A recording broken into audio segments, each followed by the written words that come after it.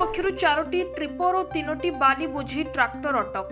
गजपति जिले में चोरा बाली चालाण को नहीं सबुबले वाद विवाद चलता बेले बेआईन बाली चालाण विरोध में पुलिस गत विलंबित राति दृढ़ कार्यानुष्ठान ग्रहण करिछि। गत राति पारलाखेमुंडी आदर्श थाना पक्षरु पुलिस एसआई कौतुक सेठी सहर मध्य दे बाली चालाण हेउथिबा बाली बोझी गाड़ीगुड़िक अटक रखी पारलाखेमुंडी थाना को आनिथिले। उक्त गाड़ीगुड़िकर कागजपत्र जांच करा जायतिबा बेले 4टी ट्रिपर कागजपत्र थिबा बेले 3टी ट्रैक्टर रो किछि कागजपत्र नथिबा जिला खनि विभाग पक्षरु सूचना मिलिछि। अन्यपटे पुलिस जबत करथिबा समस्त बाली बोझी गाड़ीगुड़िकु नेई तदंत करुथिबा पारला थाना पक्षरु सुनिबाकु मिलिछि। सहर रे आंध्ररु बाली चालाण हेउथिबा बेले ओडिशा राजस्व हराउथिबा देखिबाकु मिलिछि। किंतु ओडिशा को आंध्ररु अति कम दाम रे बाली चालाण हेउथिबा बेले एहाकु काहेकि धरा जाउछि बोली किछि व्यवसायी प्रश्न बाढ़िछन्ति।